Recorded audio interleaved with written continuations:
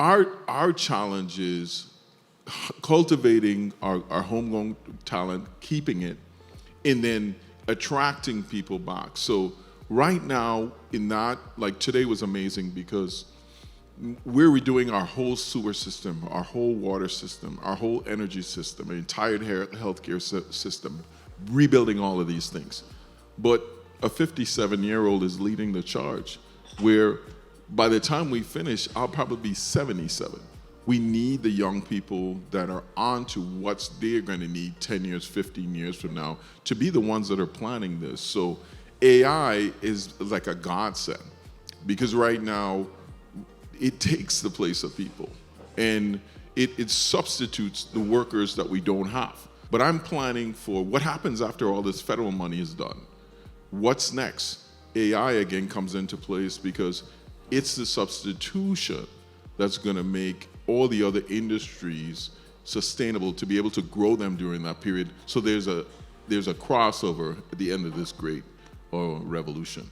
19th century infrastructure managed by 20th century policies, and now you have 21st century technology that helps you to figure out how to serve people better in a time when, yes, we do have the silver tsunami of this amazing drain of talent leaving and no one to want to fill those jobs. You have to figure out ways to use technology as a force multiplier, thoughtful opportunities to build smart, public, private, and sometimes philanthropic partnerships that allow you to work together in the governmental intersectoral ways. And we decided that we would use our 12 years in office not only to show people how we could do things well in Columbia as a model city, but how do you scale that up and replicate it, best practices all across the country. If in fact we focus on building truly smart cities,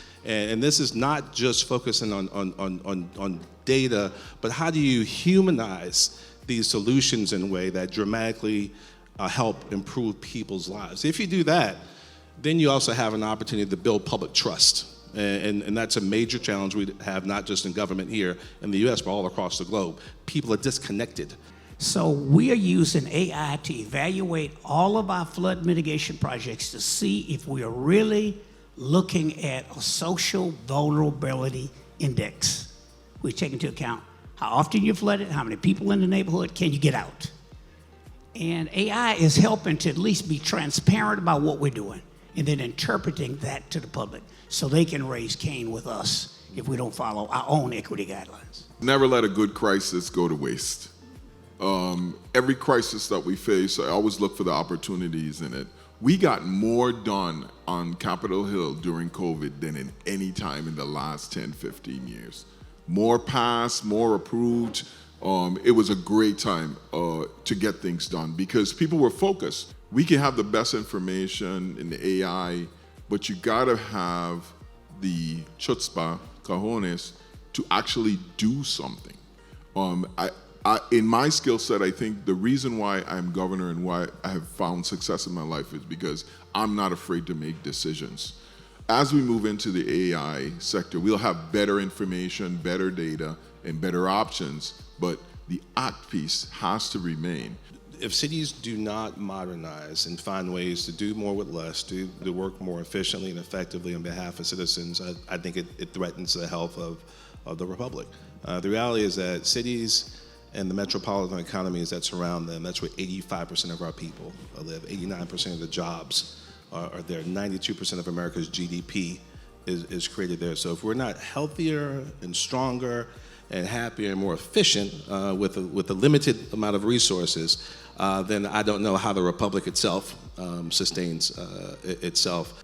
What gives you confidence that these new technologies, particularly AI, will be a force for good, will actually be a force for inclusion and not simply create a widening gap? How are you thinking about that issue?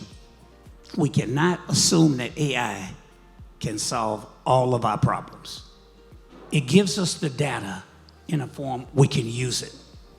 But you still have to have that ethical component, which in my judgment does not come by virtue of technology in any form. So whatever one's value system is, to figure out what's their guess or what's right and what's wrong. You take the data in and you make an informed decision. So that human element has to be there to make the decision. Government is meant to be effective, not efficient. I had this debate with a good technocrat of mine. And we're effective because we have to give everybody health care. We have to feed everybody tonight. We have to provide all these services to everybody. If we were efficient, we would only provide to the people who could afford it. But AI makes us and gives us the possibility to be efficient. It helps us deploy our resources in a way that is right now and can react real quickly for decision making. And that's where I think the greatest opportunity will be.